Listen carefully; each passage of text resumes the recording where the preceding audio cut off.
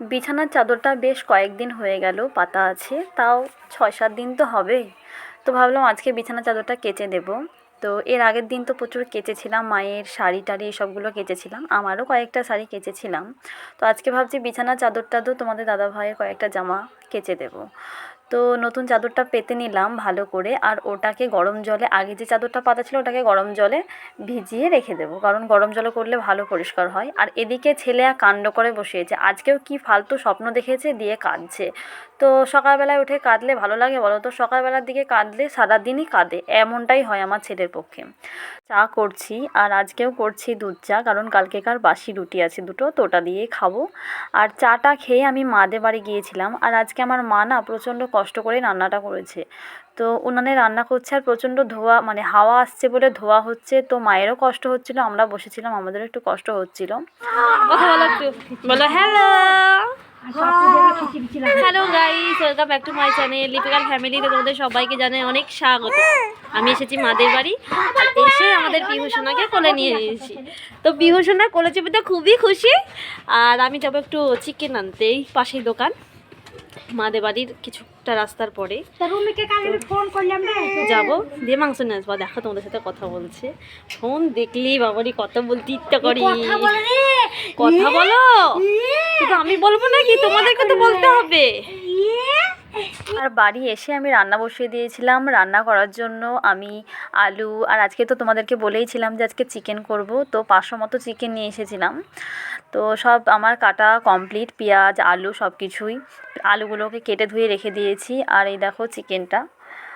তো এটাকে আমি ম্যারিনেট করে রাখিনি, তো আগে আলুগুলোকে ভেজে নেব। আর আমি কিন্তু এই যে মশলা টশলা দিয়ে আগে থেকে ম্যারিনেট করে রেখে আমি চিকেন রান্না করি না, তোমাদেরকে তো দেখিয়েছি আমি কীভাবে চিকেন রান্না করি। আর এই দেখো আলুটা ভেজে নেব। আর আলুটা না আজকে মাংসর পরিমাণের থেকে আলুর পরিমাণটা একটু বেশি হয়ে গিয়েছিল, তবু ভালো লাগছিল, খারাপ লাগছিল না। তো এদিকে আলু ভাজাটা হচ্ছে। আর সুধন্য গেছে একটু বড় জেম্মার ঘরে, কারণ ওই ডিওকে দেখতে। তো ডিওর একটু শরীর খারাপ করছে, তো ওই কারণেই গেল। তো নতুন জায়গা তো একটু ওয়েদার চেঞ্জ হয়েছে বলে ফার্স্টে শরীরটা খারাপ করতে লেগেছে। আর দেখো তোমাদের সাথে কথা বলতে বলতে আমার কিন্তু আলুগুলোকে ভাজা হয়ে গেছে। এবার কড়াই গরম করে 5 ফোড়ন, তারপরে তেজপাতা, এগুলো দিয়ে আমি ফোড়নটা দিই। তো এগুলো দিয়ে পেঁয়াজটাকে ভেজে নেব। আর পেঁয়াজ ভাজতে গেলে আমি সামান্য পরিমাণে একটু লবণ দিই, কারণ জানো তো প্রথম প্রথম যখন ব্লগ আরম্ভ করলাম তখন না মনে হতো যে এভাবে রান্না করতে করতে ভিডিও করব, তারপরে সেটাকে আবার এডিটিং করব, পোস্ট করব, মানে মানে সত্যি মনে হতো আমি কি পারবো। কিন্তু এখন আমার ব্লগ মানে প্রতিদিন করে করে এমনই অভ্যাস হয়ে গেছে, আমার একটা কোনো কাজ করলে কি কোনো কিছু দেখলে মনে হয় যেন ফার্স্টে আমি ভিডিওটা ক্যাপচার করে নিই। তো কেন জানি না, সত্যি কথা বলতে কাজের প্রতি যদি মানে সত্যি ভালোবাসা থাকে, শ্রদ্ধা থাকে, তাহলে অটোমেটিক্যালি এটা হয়ে যায়, সত্যিই তাই। আর আমি চাই যে আমি যেন কাজটাকে ভালোবেসে করি। আমার যে দায়িত্ব কর্তব্য এটা না, কাজ কিন্তু ভালোবেসে করলে তার প্রতি আগ্রহটা আরও বেড়ে যায়। তো কথা বলতে বলতে এই দেখো আমার মশলা কষানো প্রায় কমপ্লিট হয়ে গেছে। তো এবার মাংসগুলোকে দিয়ে দিয়েছি, আর সামান্য একটু জল দিয়ে আমি আলুগুলোকেও তার পরে পরেই দিয়ে দিয়েছিলাম, কারণ একসাথে আলুটা আর চিকেনটা ভালোভাবে কষানো হবে বলে। তো এদিকে কষাচ্ছি, তো ঝোলটাও রেডি হয়ে গেছে। আর আজকে শাহি গরম মশলা পেলাম না বলে ছোট্ট প্যাকেটের গরম মশলা নিয়ে এসেছি। এইমাত্র মাংসের ঝোলটা নামালাম, আর মাংসের ঝোলটা হয়ে গেছে। আর এদিকে প্রচুর তরকারি আছে, সয়াবিনের ঝোল কালকেকার মানে আছে, রসাটা প্রায় শেষ হয়ে গেছে, একটু আছে, তবু গরম করে ওটা খেয়ে নেব, কারণ ফেলে দেবো না, তো খেয়েই নেব। আর শাকটাও আছে, কালকে মূলো, ছোলা, পালং শাক বর্দি দিয়েছিল, তো ওটাই রান্না করেছিলাম একসাথে মিশিয়ে। তো এগুলো সব গরম করব। আর বাঁধাকপি ঝালটা তো দেখলেই যে গরম হচ্ছে। আর কালকে বাঁধাকপি ঝালের চিনিটা একটু মানে মিষ্টিটা কম হয়েছিল বলে তোমাদের দাদাভাই বলেছিল যে কালকে গরম করার সময় একটু মিষ্টি দেবে, চিনি দেবে। তো দিলাম, দিয়ে গরম করছি। আর আজকে এতগুলো তরকারি আছে বলে মাংসর সাথে আর কিছু করলাম না। আর তবু ভাতে একটা আলু সেদ্ধ করতে দিয়েছি, একটা বেগুন পোড়াবো, কারণ দেখি বেগুনটা শেষে ভাববো পোড়াবো কি পোড়াবো না, আলু সেদ্ধটা নয়তো মাকে মেখে দিয়ে দেবো।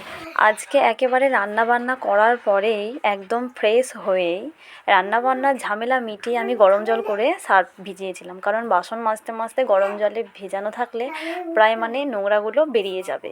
তো সেটাই করেছিলাম। আর বিছানার চাদর টাদর অনেক কিছুই দিয়েছিলাম। আজকেও সেই কালকেকার মতোই কাচা হলে অনেকগুলোই হয়ে গেল একটা দুটো করতে করতে।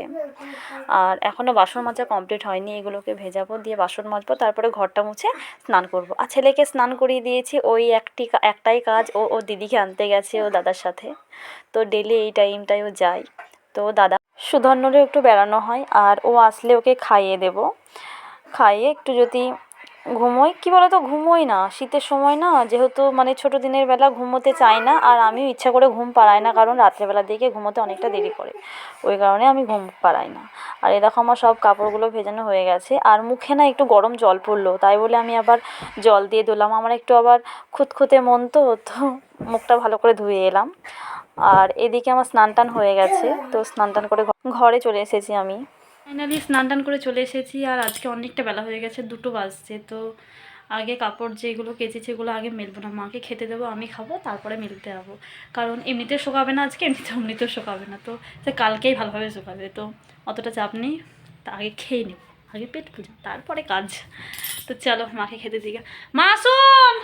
আজকে সন্ধ্যাবেলার দিকে মানে সন্ধ্যার আগে বিকেলে তো ননদ এসেছিল, একটু গল্প করছিলাম। আর সন্ধ্যাবেলার দিকে সন্ধ্যা টন্ধা দেখিয়ে ছেলে বলছে মা খুব খিদে পেয়েছে, খাবো। তো চিকেন হয়েছিল, তো ভাত দিয়েছিলাম, একটু চিকেন দিয়েছিলাম, ও একা একাই খেয়ে আজকে নিল। পড়াশোনা হবে না এই রুলস আস্তে আস্তেই মানে পড়াটা শেষ, টাইমটা উধাও হয়ে যাবে আর পড়াটা হবে না, বল।